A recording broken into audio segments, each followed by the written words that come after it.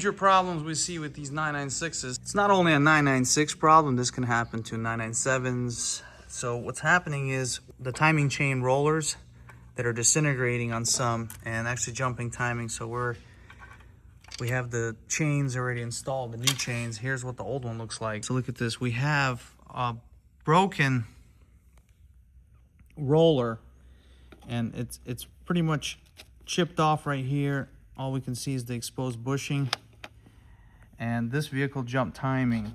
So we're going to install brand new chains, but this is starting to be a problem, especially on the cars that have been over revved. We even changed these on the 997, 996 turbos just to avoid this, because these chains do wear.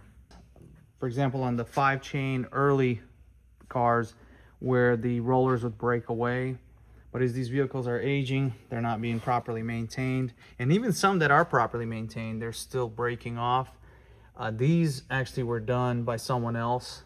They did replace the 4 and 5 chain. However, the main chains is what we need to now change out. So that's the issue. This will grenade your engine if undetected, and sometimes we've seen these break off successfully without jumping timing, and when the vehicle arrives, it's running. We hear a ticking sound. It's like a intermittent tick, and that's because the bushing's exposed, and you can actually just hear the click when it's going over the sprocket. Every time it hits the sprocket, you start getting a ticking sound, and it's very hard to hear unless you know what you're listening for. If you're lucky, the timing chain roller will end up in the sump. So then when you drop the sump, you actually see it. Anyways, they still have to be molded and replaced. That's kind of the way it is. Once the chains start to wear, they're gonna break. So this is kind of a normal situation that we see at Top Automotive as we do a lot of these Porsches.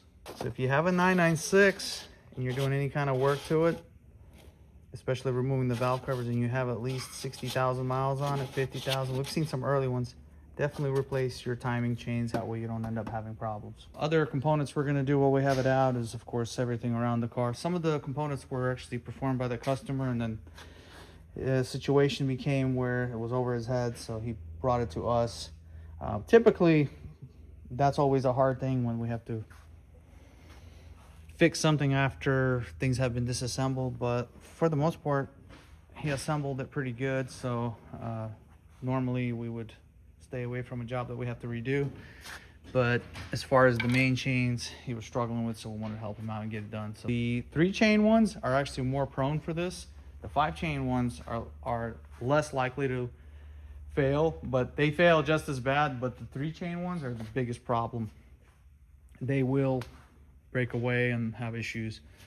So as these vehicles age, just make sure you have a lot of money put aside. That way, when you do have a timing chain that fails, you can just replace it, repair the engine. We also performed the inspection on the bore cylinders just to make sure customer's not wasting his money by replacing the chains and then not addressing a big issue that they also have, which is the bore scoring for the alusil cylinder liner. So that's one thing that we do is, we want to make sure the engine is sound before we have our customers spend a ton of money and then have issues. Now, another thing we start to see problems with is going to be our hydraulic lifters. These start to have issues, and over time they will tick.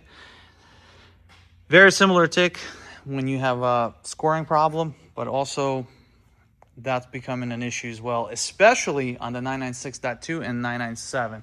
Most common problems are with those. Be on the lookout. So in some ways, the 5-chain engines are much better than, let's say, a 3-chain engine. But in this situation, they're getting older now, so you have to open up your pockets and fix it, or you'll just have a paperweight. Well, once it's done, they will go for another 20 plus years. This is a 99, so not bad for 20 plus year vehicle. So we're having a clicking sound that's intermittently coming and going, like it sounds like a little, it's not a tap, but it's more like a kind of like a typewriter click. That's probably your timing chain, especially if you have high deviations and possibly the roller caused your timing to jump. That's another indication that you have a major problem. But overall, you don't always hear the sound. That's just one of the symptoms. If the roller, depending on what position it's in, you just really won't hear it. So rule of thumb, if you have 50,000 miles, just change them when you have everything out and the engine removed for like a major service. Please like and subscribe, and we'll see you next time.